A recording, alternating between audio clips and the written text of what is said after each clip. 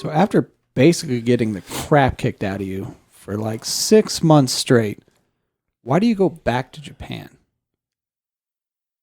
Oh man, I had to.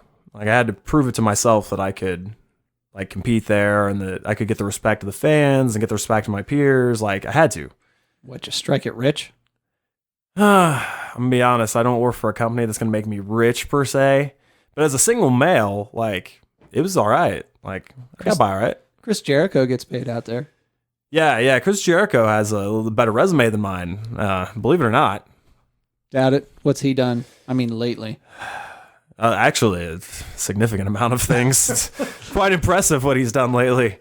Yeah, I could see how being locked in a basement and tortured would keep a guy from going back to a basement and potential torture, but had to do it. Surely the second time around was all unicorns and butterflies and sprinkles and whatever the kids say. Yeah. My first trip to Japan was, ridiculous and painful. And the second one was a piece of cake. Nowhere to Easiest go but trip of my up. life. Yeah, nowhere but up. Or the second one was just a whole S show as well. Yeah. Starting from when I went into the country, actually. Starting from getting into the country, I was detained in customs for like 3 hours. And the only English they could tell me was, you want to go home? No visa. You must go home. That sounds official. That sounds like a thing you then had to do. Yeah, I mean, if that's the only English they know, they mean it. Like, you better believe they mean it. This is the phrase we took the time to learn. We actually know this in Yeah. 7 languages. Mm-hmm. Yeah, they probably also said very bad. Like, oh, very bad, very bad. Nice. You want to go home? Most go home? No. Yeah. But that's a story for another day, though. Yeah, the custom stories is a story for another day. So you made it through, though. You made it to Japan. Yeah, I got into the country. Yeah, I mean, some things happened, some strings were pulled, and luckily I work for the great Muda. He's like Japanese Hulk Hogan. That's the only reason I got through. The great Muda? Yeah. Muto. But you got there. Yeah, you so were living the dream. I got in, and they tortured me the first time I was in Japan, and most of the guys wouldn't talk to me or like even give me the time of day. But I walked into the dojo on my second trip, and everyone was cool. So all I had to do was get like murdered for a month, and now we're all friends. We're all peers. So that was sweet.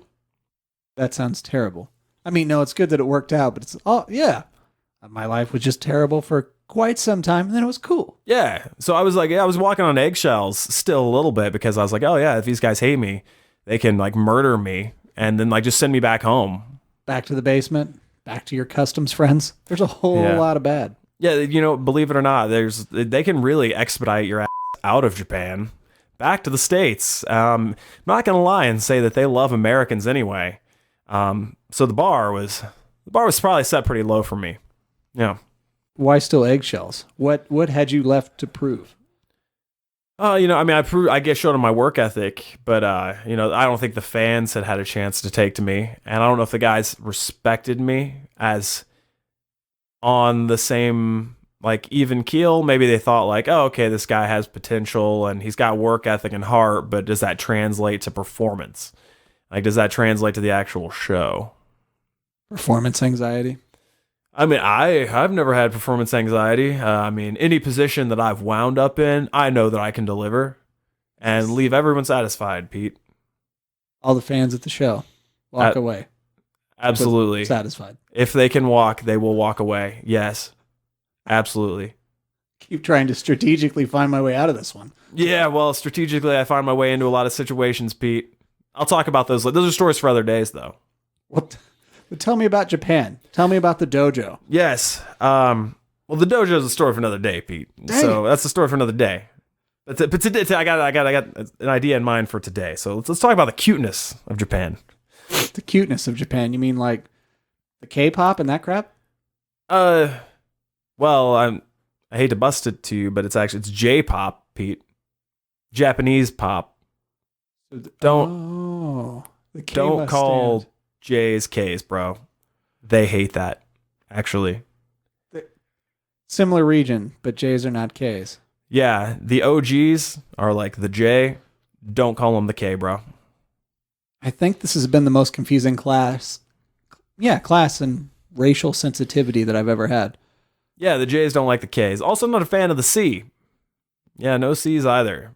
But my dojo is in K-Town, if that's a thing you wanted to know. So, I live in Shinokubo. It's K-Town, bro. So to get everyone up to speed, Jake was in Japan. Jake is pro J. They are pro J. But the K's and the C's, not always the greatest when you're there. So just stick to the J's. Yeah. It's all J all day, bro. All J all day. So the cuteness, the J-pop culture. If I learned anything from my first trip to Japan, Pete, it's that everything is cute. Kawaii. So I say cute. Kawaii. I was wondering if the enthusiasm was a prerequisite. Kawaii. Cuto. Yes. So is it like Kung Fu Panda? Everything is like Kung Fu Panda. The Jays love pandas. So you just... Any day of the week, 600 yen, you can go to Ueno Zoo and go see pandas. And people do it. It's awesome. I did it like 3 times. Even though my girlfriend at the time hated zoos and thought it was like complete BS that I would go to the zoo and look at the pandas, I looked at the pandas because it made me happy. And it makes everyone in Japan happy. So tell me you turned pandas into profit. Absolutely, I did. By the way, the pandas are on loan from the sea. The Jays import the pandas. Yeah, it's weird. Yeah, they love the pandas that they get from the sea, but man, they don't like the sea. Anyway, profit. So, I'm in Hello Kitty culture, and I realize, you know what, I need to go ahead and capitalize on this because I'm American. And I'm like, you know what? So I get back to the States after my first trip to Japan. And I'm like, you know, maybe I'm just going to ask some people if they can draw Jake Oman as a panda. Jake the Panda. Jake the Panda. Pandoman?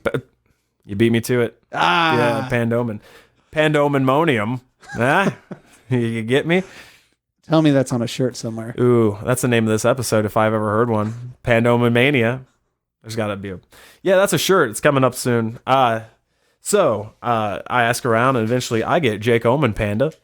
And I get about 1,000 stickers printed of little tiny Jake Oman Panda. It's adorable, by the way. I still have lots of them at shows. Come check me out at Jake Oman 2012. August 11th of 2016 is our biggest show of the year. It's called Love in Yokohama. It's like our WrestleMania. So just imagine this gigantic cultural gymnasium, just like packed to the brim with people. And I'm in there with Tajiri, and I'm in there with like a bunch, like Wing Kanemaru's in there. There's a bunch of Japanese legends in there. No big deal. I'm beating up Jun Kasai. I'm beating up Mikami. It's cool. Was Chris Jericho there?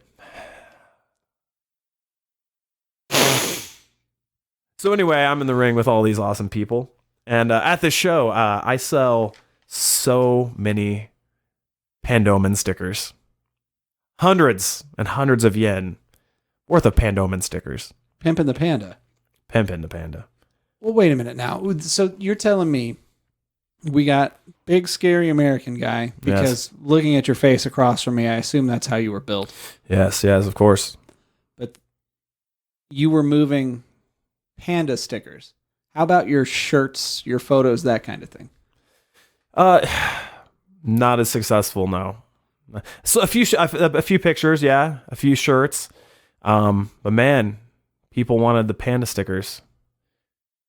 Yeah. Hundreds, thousands, millions of yen? Actually, yeah, thousands of yen. Because this came out to hundreds of American dollars worth of panda stickers, which cost me $0.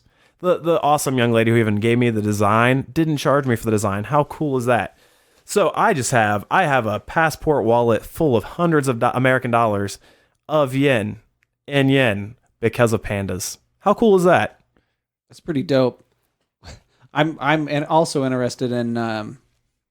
So you have a passport wallet full of yen. Mm-hmm. What do you carry that in? Oh yeah, I mean, a fanny pack. I'm a professional wrestler, Pete. Professional wrestlers wear fanny packs. That's just normal for you. It's a completely functional tool. Well, I assume it's at least like a real macho one, though, right? Yeah, it's pretty cool. The fanny pack I had at the time was black with red skull and crossbones all over it because my parents got to go to Las Vegas because my dad sold like that much insurance when I was 10 years old that they like flew him, like Allstate took him to Vegas. And my parents don't gamble or anything, but I'm pretty sure they just went up to like a thing that you're supposed to trade in like tickets for and bought like this sweet fanny pack for me. with Red Skull and Crossbones from Treasure Island. That's a casino, right? It sounds like a thing, but they went to like the Chuck E. Cheese of Las Vegas and got you a Treasure Island fanny pack. I mean, it was like a legit hotel casino. Yeah. But they bought me a fanny pack. And like, how cool is that? I didn't even know the negative connotations with the fanny pack when I was 10 years old. There's a lot of them. People give you hate if they see a fanny pack.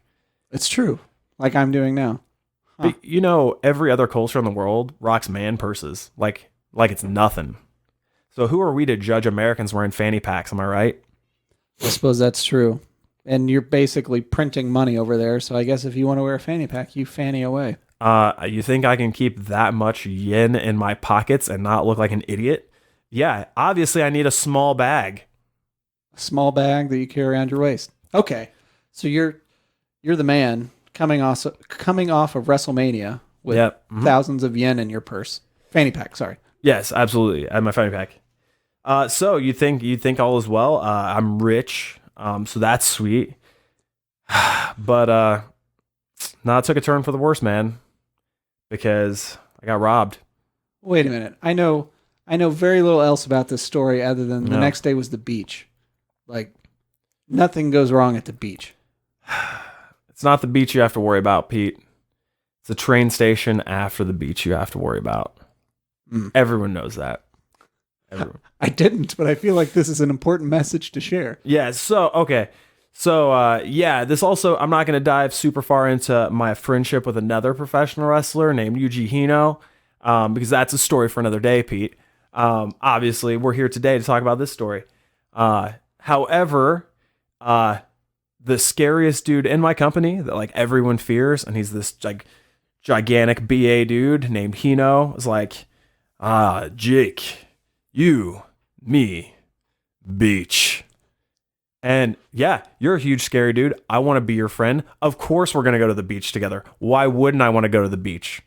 And by the way, if you don't believe my cute culture thing here, that everything there is cute, Hino is the scariest human being I've ever met. But even he has Hino t-shirts where he's drawn as a cartoon gorilla. At the beach? You bet your ass at the beach. Yeah, on the front of that shirt is a little gorilla. It says Hino Gorilla. And on the back, you know what Hino Gorilla's doing? He's in a beach chair with a coconut in his hand with a little umbrella in it and the sea. Hino Love Beach. It says I love beach on the back of his shirt, Pete. That's cute. This is a scary monster murder machine. And you know what? He's a cute little gorilla that loves the beach on his t-shirt. I'd love to call him out, but for sheer fear that I may see him in person one day, I think I shan't. Oh, Hino's coming. Hino'll be here this summer. I'm taking him to the beach. And I'm taking him to like an actual beach. It sounds like you have to. Yeah, absolutely. But unfortunately, in Japan, there's not a lot of actual paradise beaches. Are you aware? I assume it's cold. It's a little bit cold. Even in August. A little bit cold. So, long story short, we have another, Hino's like, oh, okay, we go beach tomorrow, Okubo Station, maybe 10 p.m. I'm like, okay. So I don't really know what's going on, and he says, yes, Seiki ne, take you. I'm like, oh, okay. So I go to Okubo train station, and I hang out for a while, and then another professional wrestler that I had only met briefly named Seiki ne comes up and is like, okay, you, me, we go Hino now. Like, oh, okay. So I don't know where Hino lives. Why would I know where Hino lives? But you know what? Turns out not close to the dojo, Pete. Well, and the moral of this story is not that getting on trains with strangers is dangerous. I'm still trying to just track all this. No, there's no crime in Japan, Pete. No crime. In fact, that's going to play into this story later, that there's zero crime. And you know what? I was told if you leave your wallet on a picnic table at a park, it'll probably be there an hour or two later with all the money still in it. Sounds like they do a lot of stings there. There's a lot of entrapment. Ooh. So you're training with Seikine. Yes. Some strange person that you know barely. Mm-hmm. Yeah, I don't know him at all. You're just training around. Yep. Yeah, so we train, and then we take another train, and like an hour-ish later, we end up in Chiba, which is where Hino apparently lives. and we crashed with him that night. Oh, I should go back though. I'm dead sick this day. I'm super sick. So I wake up and my stomach is just wrecked. So I'm running to the bathroom. I'm barely like able to move. I even try and go to practice that day, and still walking on eggshells and scared. I even try and do all the rolls at the beginning of practice and fail miserably. But luckily they were cool enough to realize that I wasn't mailing it in, and I kind of explained like, maybe bad food. And they realized that I have food poisoning. Was it the puffer fish? Did you know that more people in Japan die of misprepared puffer fish than they do from gunshots, Pete? That's not a fact. Absolutely, that's a fact. There's got to be tens of people annually that die from puffer fish. 6 a year? 6 a year. 6 gun deaths, 6 deaths from misprepared puffer fish, Pete. That's a really strange statistic. How do you know that... This is a thing that's come up before. I'm also big into discussing gun control, but that's a story for another day, Pete. That's a story for another day. So I don't end up having to do practice because I have food sickness, which follows me to the train station and follows me all the way to Chiba, all the way to Hino's. We wake up the next day and I'm still a mess. Like, I feel awful. But there's no way that I was not going to the beach with Hino. Plus, I don't know enough Japanese to tell him I'm sick. I don't know enough Japanese to be like, nah, I can't come hang out today. Plus, he'd probably murder me. We're supposed to be becoming friends. And not with a gun, though. No, why would he have a gun? He doesn't need a gun. He's a human Terminator. He's the 5'10", 275-pound Terminator. Yeah, no one there needs guns. There's no gun violence in Japan. So we go to Chiba Beach that day, and it was like a pretty overcast day, and it was pretty chilly, and that water was super cold. But man, loves beach. So let's remember that. Great beach day. And then at the end of that beach day, Seikine and I go ahead and start our adventure back to the dojo, back to Shinjuku and the Okubo area. So we train to other train, and I am dying on these trains. Trains on trains. Trains on trains on trains. Running trains. Yep, absolutely. Yep. And I'm not running, though. I'm sick to my stomach. Sick real bad, actually. So the second I get off that train at Okubo Station, I sprint to the bathroom, and I have a drawstring bag, and I have my fanny pack, and I run in, and I take a split second to think, oh, well, yeah, there's no crime in Japan. So I just go ahead and throw them both on the shelf, and I run into that stall, and oh, man, I became a cruiserweight. I let it was bad. I don't want to talk about that, Pete. It's a story for another day. I just really like that's how you get out of things. It's a story for another day. It's a story for another day. But it was bad. It was a bad occurrence that happened in that stall. Then I walk out, and I see my drawstring bag, which has like my swim trunks and a towel and some sandals in it, and there's no fanny pack. You lost your Panda money? I wouldn't say I lost it. I would say it was stolen. But there's no crime in Japan. I live in K-Town, Pete. Ooh. So we've gone to the K's, no longer the J's. I wouldn't have thought twice about this because there's no crime in Japan, Pete. But a lot of the boys echoed the sentiment of, yeah, well, you're in a K train station now. Where stuff gets real. These are the streets. Okubo. So, I should say that this is a bathroom that is in the train station after you pass through the entrance. What do you call the little doors? The turnstile? It's the turnstile, but they're not turnstiles, but yeah, like the gate. So you've been vetted at this point? Is that what you're saying? Strip searched? The only people who already have a train ticket, just got off a train or getting on a train, can even be in that bathroom. No one coming in. It's 11 p.m. There's no one there. But also my train ticket was in that fanny pack, along with my passport, my cell phone, about $400 in yen, so 4,500 yen, and 120 American dollars. My train ticket. And fun thing is they really follow the rules in Japan. So if you don't have a train ticket, you don't get out. So Jake now lives in the train station. Yeah, so I lived in Okubo the next 30 days. Took the train over to the airport, and I was deported. It sounds like the Tom Hanks movie where he lived in the airport. Terminal. That's the one. That's a movie? Yes. Okay. I could not recommend How does he end up in a airport? Passport issue. Really? He flies there, and then his country's at war, and they're like no longer a country. So he has a passport from a country that like is either at war or doesn't exist That anymore. sounds very interesting. I'm gonna look that up. No? Don't do it. Oh. I mean, he was stuck on an island for a movie, and that was a good movie. It's true. But he had the volleyball to keep him company. All right. You, train station, no volleyball. So luckily I come out of the train station, and for some reason Seikine is still there, like on the other side of the turnstile, and I guess just making sure that I knew where I was going, even though I know how to get back to my dojo from the train station. But you're beach buddies now. Yeah, well, we're friends. And they look out, like your friends look out for you over there, which is super awesome. And I try and explain to him in as broken Japanese and his broken English that like, yeah, my fanny pack's stolen. And he starts freaking out. I start freaking out. He rushes me over to the attendant, and he starts freaking out because I have to say I don't have a ticket. And he says he can't let me out if I don't have a ticket. And I say all my stuff was stolen and yada, yada. And eventually he freaks out to the point of letting me out. And then ushering us like down the road like 2 blocks to the police station, where Seikine and I pull teeth to try and like explain what happened.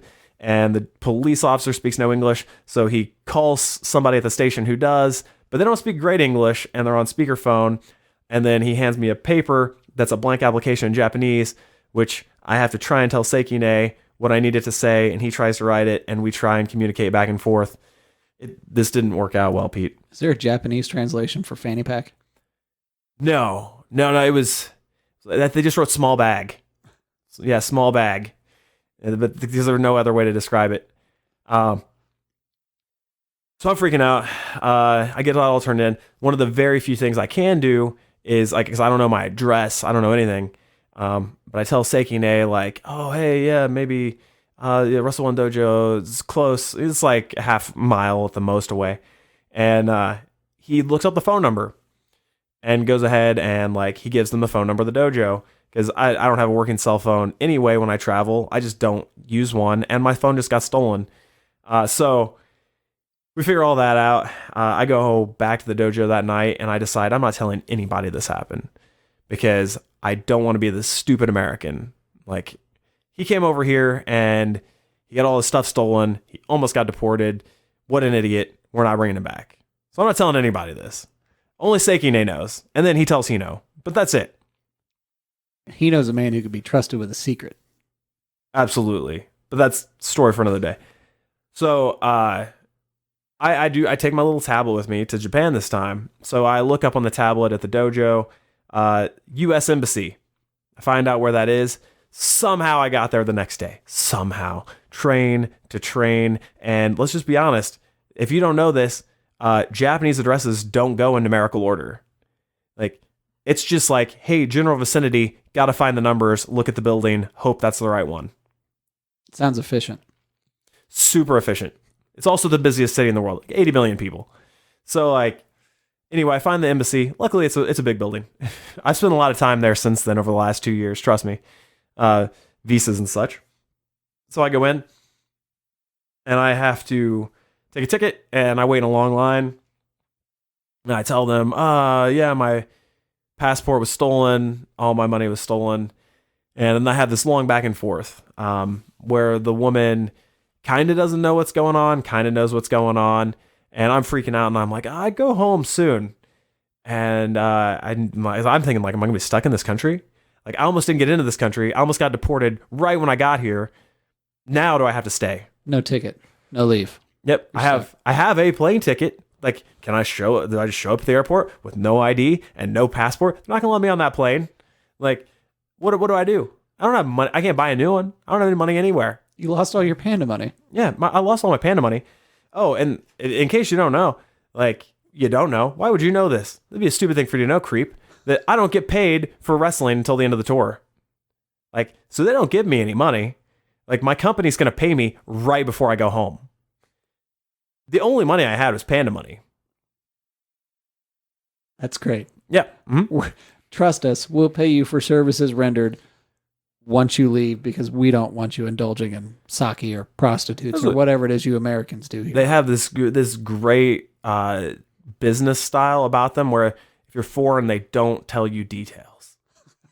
And they just assume that you're gonna take it because you are. And because they're so polite, they just gonna be like, oh, yeah, that just must be the way they do things here. Is that the way they do things, Pete? I don't know. It's the way they do things with me, though. Anyway. Eventually, it comes to, she's like, oh, okay, we'll get you a passport. How are you going to pay today? Like, oh, well, I just explained to you. All my money was stolen. You don't have any money? No. I have $0. How are you going to pay? Pete, I don't know if you ever had a conversation like this. Not with the Japanese woman in Japan. There was just, man, let's just be honest. There was nothing lost in translation even on this. Then she tells me what I didn't know is that you can actually, I can just come back like an hour and a half before my flight on the day where I'm going to go home, and they'll somehow issue me an emergency passport. That I'm chalking that up to the efficiency of their address system. That all sounds like it makes perfect sense. Yeah. But I guess they're looking out for you, and they'll make sure I at least get home. I don't think they'll send me anywhere else, but they'll make sure I get home somehow. And then she says what I thought was super peculiar is, oh, the Japanese police are very good about finding lost things. So maybe just wait and see if they find it. That's what you should do. Throw your eggs in that basket.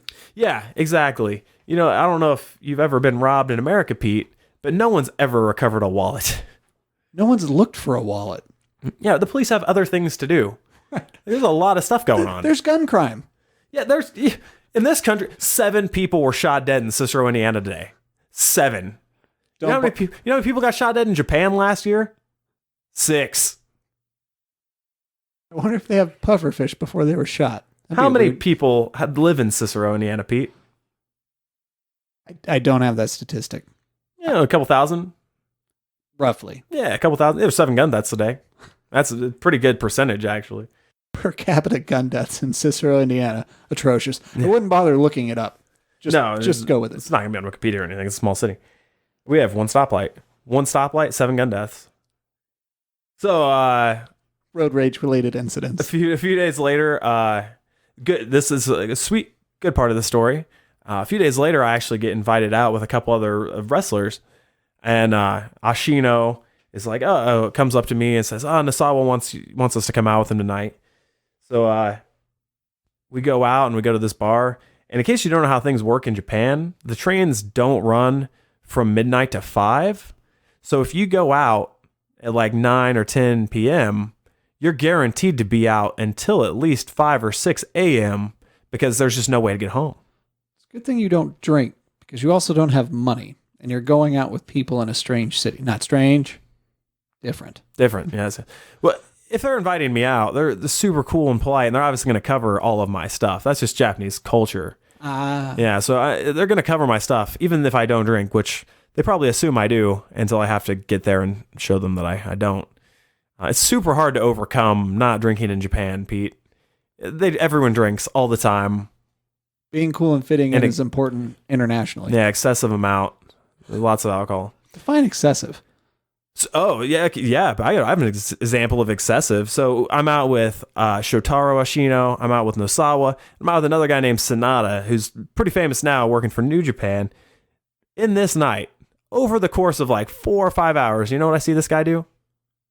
Build a car? His namesake? I don't know. Nice. I see this guy down 6 full bottles of whiskey. Airplane bottles? 6 full bottles of whiskey. How much alcohol is in a bottle, Pete? Like, I assume when you say bottle, like straight up Jack Daniel's large bottle. The bottles are the same there that they are here. Exact same. That's 750 milliliters. 6 of those is a lot of hooch. 6 of those, I think you're not only does your liver shut down, your kidneys are also gone and your esophagus has just been eroded away. So that's like what? That's like 4 whole liters of alcohol, right?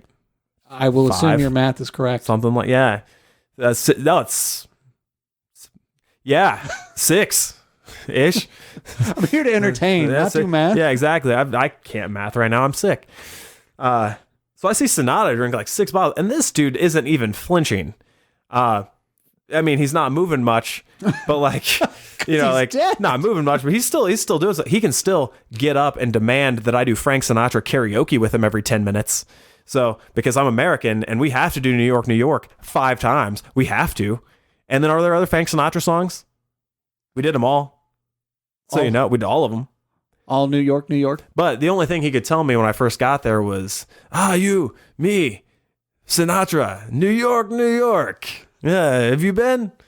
Yeah, of course. Hi. Of course I've been in New York. I practically live in New York. By the way, they only know New York, Chicago, and LA. So de facto, I'm from Chicago. I don't like Chicago. It's a terrible city. Oh, man.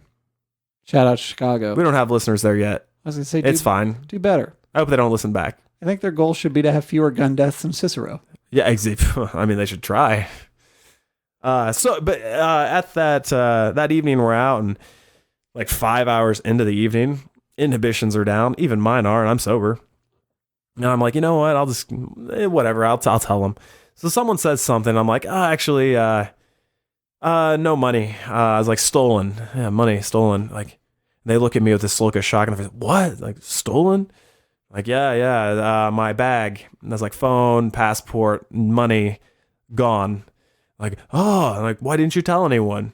And I say, no. I was like, very much shame. You know, a lot of shame. They understand the concept of shame and pride in Japan. It's super important to them. Unlike here where no one has any pride, no shame. Isn't there a Pride Wrestling Federation? Yeah, it's just from Japan. Wait, what? Pride fighting is a Japanese thing. Is that where Jericho fights? They have the money to pay him. He makes fat cash.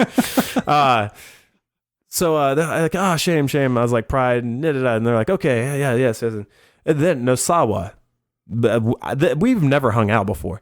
Nosawa opens up his wallet and hands me $100. He hands me a 10,000 yen bill. No problem. I argue with him about, I can't take that. He's like, no, family. You know, we look out for family here. He's like, guest and family, we help you. Let us, Japanese help you. And the Ashino's like, oh yeah, tell the office. They'll help you. Like, we'll give you money. We'll give you food. I'm like, no, it's fine. So great night out, and we bonded, I made some new friends, and that was like one of the super awesome things about the story. So back to the dojo. We're gonna go even a couple days after this. I got stolen 10 days before this, and then one of the office workers comes in the building, a guy named Yamada, who I had not talked to at all. And honestly, I thought he hated me. I'd rather you didn't talk to Yamada, but... Yeah, I mean, we've all talked to Yamada, bro. Offensive. Yamada comes in, and I thought, okay, cool. Why is this guy asking for me? Because I'm pretty sure he hates me. And he says, police. It looks very confused, like super confused. Oh, yeah, police called. I'm like, what? He's police called. They found your bag. What? He's like, they found your bag. Your small bag. They found your small bag. Yeah. I don't know. Yeah, there's got to be a translation for fanny. Does it mean something bad like it does in other countries?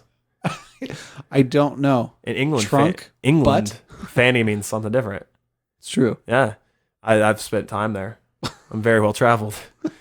So he's like, they found your bag, and he said the city they found it in. And I didn't know where it was. It was like an hour away. It was not close. And this is also like 2 train stations, a transfer, and a bus away. This isn't like some dude just randomly stole my bag, hit one train, got off and went home. But apparently some American guy losing a fanny pack makes national news there, so everyone must have known about it? I mean, apparently... when police aren't investigating gun deaths, they can get a lot of stuff done, which includes checking every trash can in the country repeatedly. So Boom, my small bag. But they didn't say what was in it. They're just like, oh, your small bag is here. It's like, oh. So I'm like, oh, what am I going to get back? Am I going to get everything? I'm like, and I was worried because I don't have a lock on my phone or anything. I don't even lock my car. Like, I don't have a lock on my phone, and I have like credit card and a debit card and my passport, and I got cash, and I have all this stuff in there. So it was like, well, I guess we're just going to see. So Yamada says, oh, next day, tomorrow, we go 10 a.m. Next day, 10 a.m., Yamada comes in, and we hit train to bus, and we end up at a police station. And we go in, and through another very broken conversation with multiple people, I sign a paper, and they give me back my bag, which has the most pungent odor I've ever smelled in my entire life. If you open the window out here, you can smell it at my place in the closet. Years later. That's gross. I'm glad you still have it. Yeah, you know how many times I've washed it? I've washed it like 6 times. Probably not enough from what you're telling me. It still smells. It's in a plastic bag. It's Ziploc bag closed. I'm not throwing it away because it's too sentimental, and I've taken it so many cool places. But man, I'll never be able to wear it again. Pride issues? I have some. Yeah, there's a little bit left in me. I'm the only American with it. So we go. I open my bag. I'm like, all right, what do we got? I open it. Boom. There's my cell phone. Totally dead. My phone isn't there. It's not broken or anything. I open up. There's my passport. It's fine. Not screwed up or anything. My credit card's in there. My debit card is in there. I think I already had them canceled though. I called home. I had them canceled. And it's a cash coulter. It's fine. And then I even opened it up, and I had hidden American money in there. It's still there. Obviously, they found it, but they didn't touch it. $120 American right there. The only thing gone, all the yen, all my Panda money. Your precious Panda money. Yeah, 400. Oh yeah, for all things considered, my 400 American dollars, my 4,000 yen equivalent is the only thing that's gone. But the Panda sentiment. Do you know how many more stickers you're going to have to sell to recoup that? I have not sold that many stickers since. I still haven't even seen these stickers. 2 years later, and I still haven't sold them. In my car right now, there's about 700 of them, all pre-cut and ready to sell for a few bucks a piece. And you know what? Apparently Americans don't like cute stuff. Apparently cute stuff makes me a little People look at me leery. In the fanny pack, yeah. Yeah. So I get this fanny pack back just a few days before getting ready to go home. So I went ahead and happily tore up that passport application. And then at the end of the tour, I got paid. So I had a decent amount of yen left. And then at the last show, I actually went back up to my buddy Nosawa, and I tried to give him that 10,000 yen back. I'm like, hey, thanks, man. Very much appreciate. And everything he says, oh, no, you keep. He's like, I fight. I say, no, you take. He says, you keep, you take, you keep. And then eventually says, no. This is presents for your friends and family. He's like, at the airport, you buy presents. So all my friends and family who got any gifts from me on that August 2016 trip have Nosawa to thank. So that's pretty cool, dude. And since then, we've kept in touch, and he's hooked me up with a lot of super awesome stuff. So this is why my biography will be called Korean Stole My Panda Money. I can't believe I'm just now finding out that I'm not on the short list of friends and family. What? What are you talking about? No gift. Oh, by that I mean my mom. My mom, my girlfriend. They got some stuff. I don't even remember what I bought. I used it, though. I didn't keep it. I didn't hoard it. I remember being able to sample some Kit Kat. It was in a green bag and then in a pink bag. Yeah, that's probably it. That was probably them. Yeah. You blew your Nasawa money on They were Kit cherry Kats. blossom and green tea flavored Kit Kats. Freaking remember that. That you recall. Oh, yeah. Yeah, cherry blossoms are beautiful. I've been over there during cherry blossom season. I took one of my tours just to be over there during cherry blossom season. There's also the same thing in the fall. Did you know that? It's not cherry blossom season. It's called Koyo. They're like autumn leaves festival.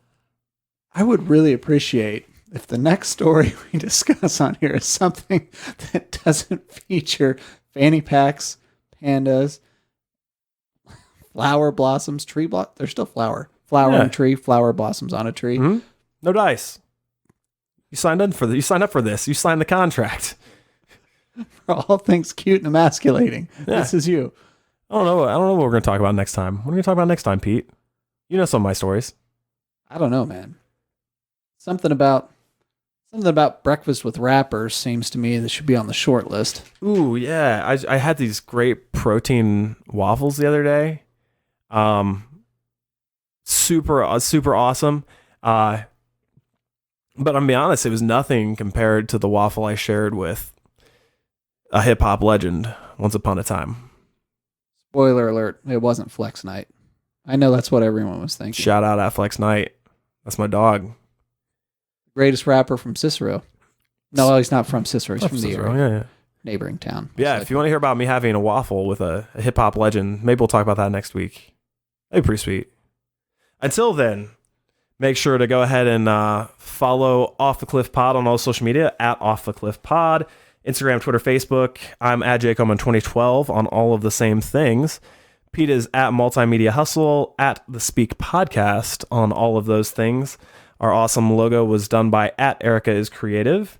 Once again, we don't have any sponsors, but I'll probably start lying about that soon so we sound more official. Yeah, now's the time. Jump on it. Yeah, Don't make us liars. Brought to you by White River Wrestling and 4 Day Ray. Oh, sweet. Yeah. They sponsor stuff. Yeah. They're into that. Mm-hmm.